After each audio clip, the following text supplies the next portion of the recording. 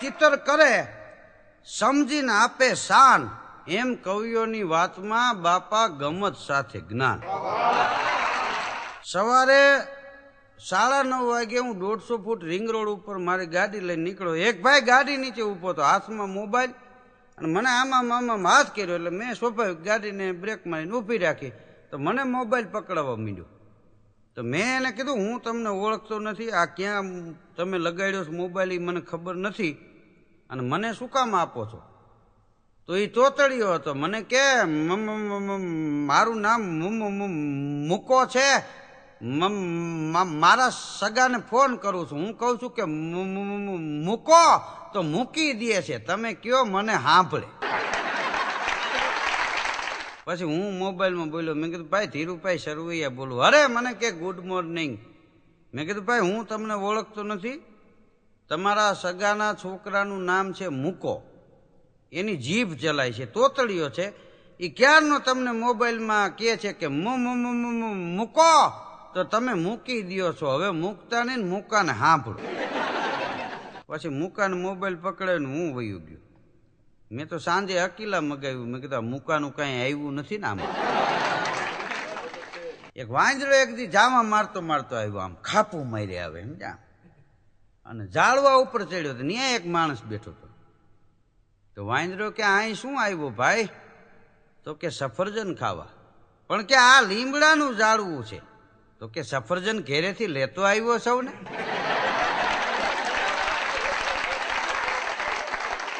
વાંદરો ભાગ્યો એ કે આ નહીં રહેવા દે એમ. કેટલો માણસ અઘરો થઈ ગયો. હા, દરિયાના કાંઠે બે બેનું સ્નાન કરતા હતા. બે બેનું કાંઠે ઊભા હતા. એટલે દરિયામાં નાતા નાતા એક બેને કાંઠે ઉભેલા બેનને કીધું, જો તમારો છોકરો એ કે મારા કપડા પાસે શું કરે છે? તો કે ઈ મારો છોકરો નથી બેન. તો તમારો છોકરો ક્યાં? કે મારો છોકરો દી તમારા ચંપલ દરિયામાં નાખવા જાય. આને કોણ સમજાવે? આ બધા વગર માનતા.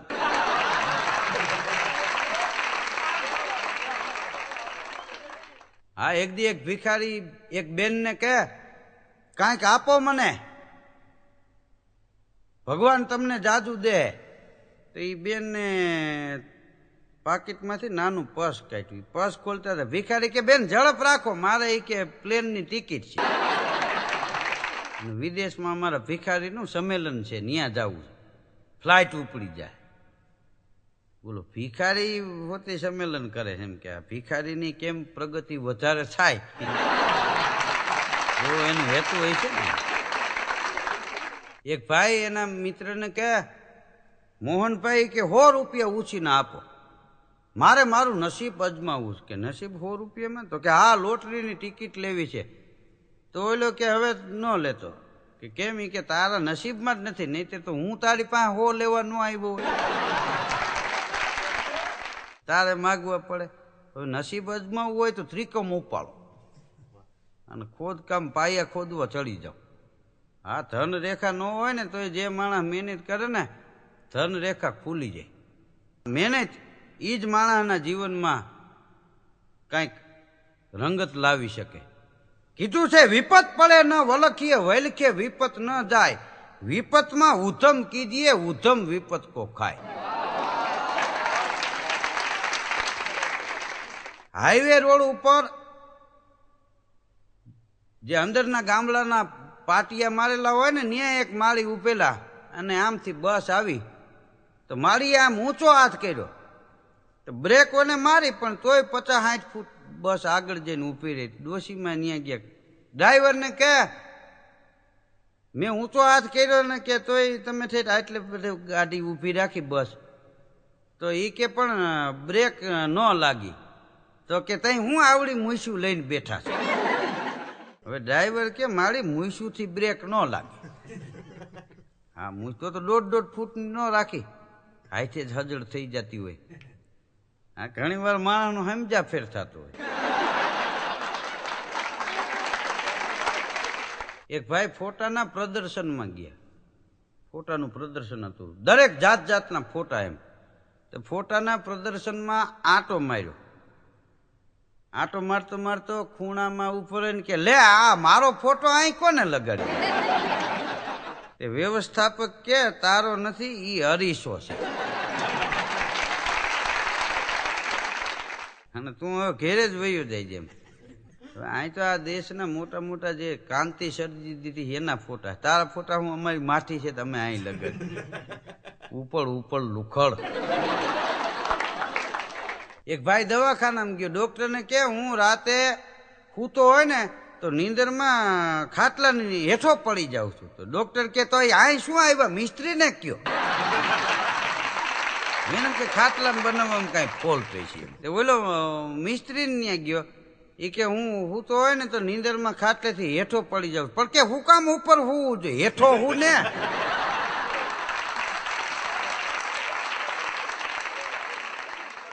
પણ તો કે ખાટલો હું લેવા કરે, પણ કે ખાટલાની હેઠે નીચે હોય એટલે માથે વલ ન પડે. બોલો હવે મેન વાત તો હું હતો ઈ લોકો પકડી ન ગયા. મૂળી સપનામાં પડી જતું. આ કૂદકો મારવાની ટેવ હતી સમજા. સપનામાં કબડી કબડી રમતો. અમુક માણસની પ્રવૃત્તિ છે ને એવી હોય છે કે રાતે નિરાતે હુવા ન દે. માણસની વૃત્તિ અને પ્રવૃત્તિ બે સારા હોય ને તો જીવનમાં કોઈ દી વાંધો ન આવે. એક માણસની વૃત્તિ સારી હોવી જોઈએ ને એક માણસની પ્રવૃત્તિ સારી હોવી જોઈએ. આખા દિવસમાં માણસે એવું કામ કરવું જોઈએ કે હાંજે હુતા ભેગી નીંદર આવી જાય. નહીંતર નીંદર ન આવે. દંડલોપના ગાડલા ને બધું હોય પણ નીંદર ન આવે. જેની વૃત્તિ ને પ્રવૃત્તિ સારી હોય ને એ બહાર હુતો હોય ને ફૂટપારી ઉપર તો એને નીંદર આવી જાય, એને વાંધો ન આવે. શું કામ? એની વૃત્તિ સારી છે, એની પ્રવૃત્તિ સારી. એક જણાએ ડોક્ટરને કીધું, એ કે સાહેબ મને પગમાં કળતર થાય છે. તો કે એમાં હું અહીં આવ્યો, કાંઈક ગુનો કરીને હમણાં પોલીસ વાળા નાખે 3 ધોકા. કળતર તારે કોઈ જિંદગી થાય તો કહી દે. જુબેલીમાં આપણે એ બગીચાના બાકડે એક ભાઈ આમ લાંબો પગ કરીને બેઠેલો અને એક પગ આમ વાળેલો. એટલે એક ભાઈ આવીને ત્યાં સામે ઉભા રહ્યા કે હો એ કે આવડો પગ બીજો મેં ક્યાંય જોયો નથી. તો બીજો પગ લાંબો કર્યો, લે જોઈ લે. એ કઈ તારા પગ જોવા કીધું આવ્યો? ભલા માણસ. અમુક અમુકના પગ એવા હોય ને એના માપના બૂટ ચંપલ તો ન મળે, મોચીને ત્યાં ફરમાય ન જડે. હા એવા અમુકને 2 આંગળીઓ ફિટિંગ હોય. લ્યો હવે એ ઓલા ચંપલમાં ડુવાલમાં આવેલી અંગૂઠાની આગલી આંગળી ફિટ હોય. હવે કીધું તારા સારું તો સ્પેશિયલ બનાવી તો થાય એમ. કીધું તમે છે ને અંગૂઠડી વૈનાના ચંપલ રાખો, આખા ડબ્બો કાપીને એનું કરી નાખો. ખબડક ખબડક હાલે જતા હોય. એક ભાઈ બજારમાં નીકળ્યો તો શેઠનું મકાન હળગતું હતું. તે મકાનમાં ગયો, શેઠને બચાવી લીધા અને દવાખાને ઓલા લોકો લઈ જતા હતા ને તો શેઠ કે જે માણસે મને બચાવ્યો છે એને 1000 રૂપિયા ઇનામ દેવું છે. તે શેઠ હાજર થઈને આવ્યા ને પછી ઓલો ગયો તો શેઠે 500 રૂપિયા આપ્યા. ઓલો કે તે દી તમે 1000 કહેતા હતા પણ કે તે મને બહાર કાઢ્યો ત્યાં હું અધમોહો થઈ ગયો તો ને એના 500 કાપી લીધા. ઘણા વર્ષ પહેલા એક ભાઈએ લેન્ડલાઈન ફોન લખાવ્યો. ત્યારે આ મોબાઈલનો યુગ નહીં. લેન્ડલાઈન ફોન લખાવ્યો ને તો 3-4 મહિના થયા તો ફોન આવ્યો નહીં. પછી લાગવગ કરી, ઓળખીતા કોઈ હતા નેતા એને ભલામણ કરાવી નહીં કે આને જલ્દી ફોન મળી જાય એવું કરી દો. 8 મહિના થયા ફોન ન આવ્યો. પછી પોતે રૂબરૂ ગયો અને બીજી લાગવગ કરી તોય ફોન ન મળ્યો. પછી એક દી કંટાળી ગયો. 1.5-2 વર્ષ થઈ ગયા ને પોસ્ટકાર્ડ લખી નાખ્યું. એ કે ભાઈ મેં ફોન લખાવ્યો છે રદ કરી નાખજો. તો ત્રીજે દી ટપાલ આવી. એ કે એમ તમે કહો એમ રદ ન થાય. આને કોણ સમજાવે બોલો? ફોન આપતા નથી રદ કરવામાં. એ કે ક્રમ પ્રમાણે વારો આવે એમ તમે કહો એમ થોડું ચલાવી લેવાય. અમારે ઘણા બધા કામ હોય છે.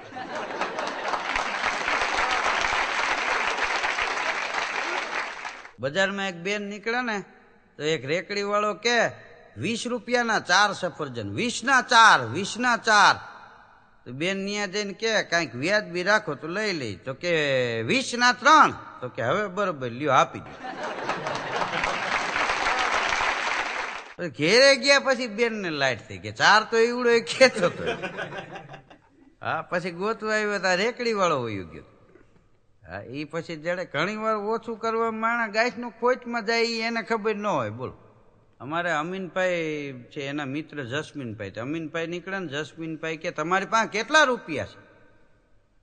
તો કે 200 રૂપિયા છે. એ કે હું ઉછીના માગું તો કેટલા વધે? તો કે 200. તો કે હો નહીં, એ તો કે હું આપું તો ને. તો લુખડ 200 માગે એટલે હું દઈ દેવા ને. 200 જ વધે. એ કે પાછો ઘેરે જાવ તો આમાંથી ઘટે નહીં. અમરેલી બસ ડેપોમાં પોલીસ સ્ટેશને એક ડોશીમાએ કંડક્ટર વિરોધ ફરિયાદ લખાવી. એ કે કંડક્ટરે બસમાં મને ઝાપટ મારી. એ પીએસઆઈ સાહેબ ગરમ થઈ ગયા કે સરકારી કર્મચારી છે અને મુસાફરી કરતા તમામ મુસાફરોને સાચવવા જોઈએ. એના બદલે એને આટલી ઉંમરના વ્રત મારીને ઝાપટ મારી લીધી. બોલાવો કંડક્ટરને. તો કંડક્ટર સાહેબ આવ્યા. તમે આ ડોશીમાને ઝાપટ મારી? કે જી સાહેબ. હા. તમારાથી કેમ ઝાપટ મરાય? તમને સરકાર પગાર આપે છે, પણ કે હાંપડો તો ખરા. મેં શું કામ માર્યું એ તો હાંપડો. કે બોલો. તો કંડક્ટર કે રાજકોટથી ડોશીમાં બેઠા એટલે એ કે હાઈવે ઉપર બસ પહોંચીને તો મેં કીધું ટિકિટ. એટલે એને મોટું પોટલું હતું, એ સીટ નીચેથી કાઢ્યું અને એ છોડ્યું. એમાંથી બીજું નાનું પોટલું કાઢ્યું, એ છોડ્યું. ત્યાં એ કે મને એમ થયું કે આ ડોશીમાં પોટલામાં પૈસા એ કાઢે ત્યાં હું આગળ ટિકિટ આપી દઉં. કે હું વયું ગયો આગળથી બધાને ટિકિટ આપીને આવ્યો ને તો ડોશીમાને કીધું ટિકિટ. તો વળી પોટલું કાઢ્યું, પોટલું છોડ્યું, એમાંથી બીજું પોટલું કાઢ્યું. એ કે ત્યાં ત્રંબા આવી ગયું, ત્યાંથી 4 જણા ચડ્યા. મને એમ કે એ ડોશીમાં પૈસા કાઢે છે તો હું ઈવડા એને ટિકિટ આપી દઉં. એને ટિકિટ આપીને પાછો આવ્યો. ડોશીમાને કીધું ટિકિટ. પાછું પોટલું કાઢ્યું, એ પોટલું છોડ્યું. ત્યાં હડતાલ આવી ગયું, ત્યાંથી 7 જણા ચડ્યા. મને એમ કે હવે એને ટિકિટ આપી દઉં. એને ટિકિટ આપવા ગયો અને ટિકિટ આપીને પાછું આવ્યો. ડોશીમાને કીધું ટિકિટ. વળી પોટલું કાઢ્યું. તો પીએસઆઈ કે ભાઈ જલ્દી બોલે ને કે તને એક મારવી પડશે. તો કે આ એમાં જ મારીશ.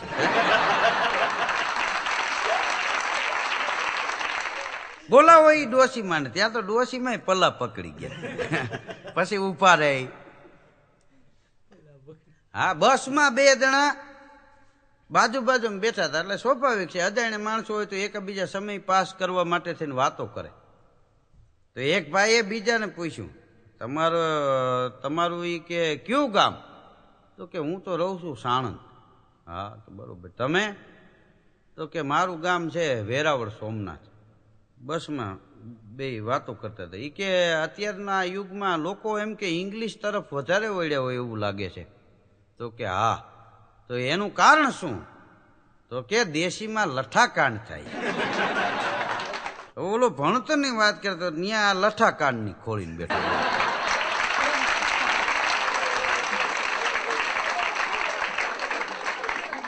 હા, લઠ્ઠાકાંડ જ્યારે થયું ને ત્યારે તમે જો છાપામાં હોતે આવતું એના પરિવારને વળતર મળવું જોઈએ. તમારે એક જણો કે એના પરિવારને શું વળતર મળવું જોઈએ? હું દૂધની કોથળી પીને મરી ગયા. વળતર તો દેશ માટે શહીદ થઈ ગયા છે ને એના પરિવારને મળવું જોઈએ. અમારો કવિ એમ કે છે કે તમે ગાડી લઈને નીકળ્યા હોય અને પંચર પડે તો માતાજીને થોડા યાદ કરાય, માતાજીને ક્યાં બોલાવાય?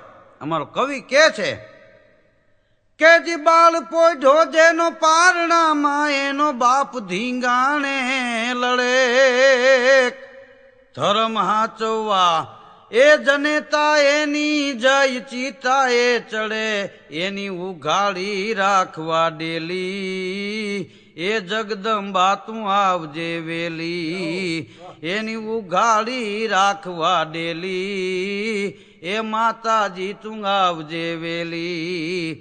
દેશ માટે થઈ અને સરહદ ઉપર શહીદ થઈ ગયા હોય ને એના પરિવારને વળતર મળવું જોઈએ. જન્મ ભોમના જતનની જેને હરદમ વાલી વાત, એ મેદાને મરનારનું પછી નવખંડ રહે નામ.